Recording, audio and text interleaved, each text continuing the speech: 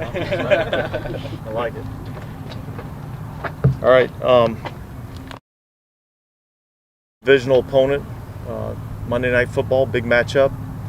We're excited about the opportunity, so go ahead, fire away. How does Kendra go through practice this week? Good. Look, he was basically limited, all throughout the week. He'll be questionable for the game.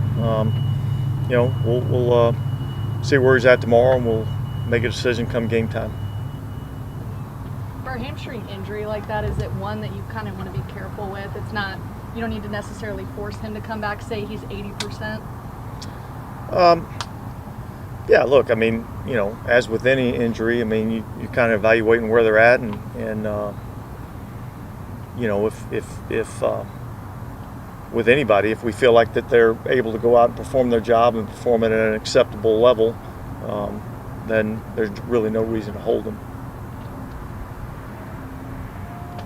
Dennis, kind of look forward to seeing Groupie kick outside in the elements and get that just kind of that second challenge there outside of having the debut last week. Yeah, look, I mean, every week presents a different challenge for all of our guys, and obviously being outside in the elements will be good for him to get out and kick in that type of environment, that type of situation. Should be good weather, based on what I've seen so far. So hopefully it won't be that big of a factor. Is there anything specific about Carolina that presents a challenge? The elements, the atmosphere, just being a divisional? Well, look, I think just being a divisional opponent and playing these guys. I mean, obviously they've got a lot new going on in terms of what they're doing offensively, defensively, and so that presents a little bit of a challenge because there's not as much tape to watch on these guys to evaluate exactly what they're going to do or how they're going to try to attack us. So again, it'll be much like it was last week. It'll be something where you kind of get into the game and you have a game plan going in, and then we'll have to be ready to adjust. To that, like, how important is it to get off to a fast start, let's say, in division play? Look, yeah, it's important. I think anytime, whether it's you're getting off to a fast start with the season, you're getting off to a fast start in an individual game, you're getting a fast start, within your division. I mean, I think those are all important things to try to accomplish. How much of what Frank Reich has done in the past influences how you prepare for this game with an entirely different team? Yeah, I think there's a lot of it.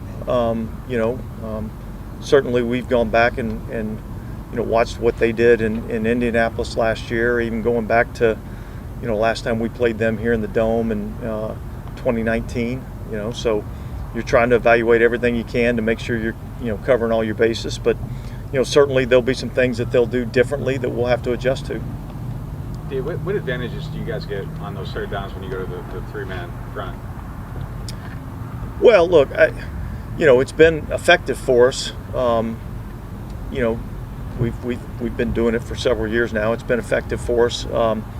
There's some versatility that you have in terms of what you do from a rush standpoint. There's some versatility what we're able to do from a coverage standpoint. So, I think it can be challenging for the offense at times, and our guys have executed at a pretty good level. Do you prefer two linebackers in that package as a rule, or does it have to be a pretty special and versatile linebacker to be, to keep two linebackers instead of a fourth linebacker? I think each and every week you kind of go into it and you look at it and you see, what works best against this team, or what we feel like gives us the best chance to have success. And we've been a 3-down package, we've been a 4-down package. It's kind of game plan specific. That just kind of allows you to be more creative with your design when you just have the three and then you're bringing the pressure from a different spot. Is that kind of? Well, yeah. I mean, typically, you don't really, when you're in a 4-down package, you kind of know most of the time who the 4 rushers are going to be, and then you're trying to identify, who's the 5th guy, and then, where do you have to, how's the back have to, adjust for protection and blitzes and things of that nature. So I think that presents some challenges. Obviously, in a 4-down package, you got 4 pretty good rushers out there. So I think they both have their place, and we'll utilize both of them throughout the course of the season.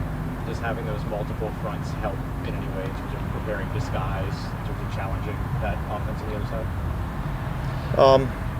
Well, hopefully, I think we've always tried to be, pretty multiple in terms of the fronts that we play, both in a 4-down package and in an odd package. So, we got enough, bullets in our holster, regardless of what we decide to do, that I think can be effective.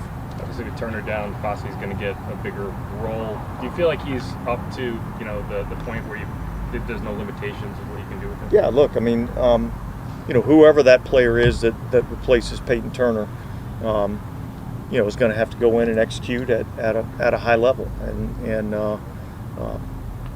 whether it's Kyle Phillips or Isaiah Foskey, we'll put somebody in there that we feel like can go out and perform and help us win. What did you guys like about Lynn Bowden throughout the summer? I just think he's a good football player.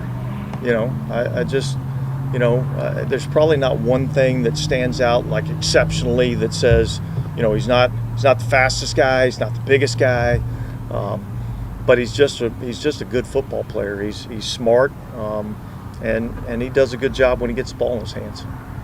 Besides the schedule being different for Monday night games, is there anything else that's just different about the preparation for that? And do you like playing primetime environments? Yeah, I don't know that there's a whole lot different in terms of preparation. Obviously we had the extra day this week, which I think was beneficial. But I like playing. I like playing in primetime environments. I think there's a little bit of extra energy that kind of goes along with that. Last week, Carolina didn't have DJ Chark. Looks like he's trending in a positive direction. How does that impact your preparation, if at all? Well, look, certainly we feel like he's an explosive playmaker, and he's got some vertical speed down the field that obviously we'll have to contend with, and so that presents a challenge. I think, look, they've got a lot of weapons that they can utilize, offensively, and we'll have to account for those guys. I know a lot of attention will be on Bryce, but can you just talk about their run game with Miles Sanders and Hubbard? Yeah, look, I think they're a good running football team. I think last year when kind of towards the end of the year, the last part of the year, I thought they ran the ball exceptionally well. They started off the season this year, ran the ball really well against Atlanta. So, it's a tough challenge for us. I think they do a good job up front blocking in the run game, and I think these backs, are kind of downhill, one-cut runners, and you'll have to fit it up right, because if you don't fit it up right, they can exploit it. Yeah, did it help any watching the tape of Atlanta? I mean, is Ryan running what? Yeah, there's some similarities in terms of what they're doing defensively, and what we've done. Obviously, they do a couple of things that are unique or different than what we were doing here, but yeah, it kind of gives you a little bit of idea how they might attack some of the coverages, and how they try to attack you in the run game. Does Burns stay on one side, or they move him around? I know he's usually on the right tackle. Look, they'll move him around. We'll see how they plan on utilizing him, in our game. But we'll have to have a good plan for him.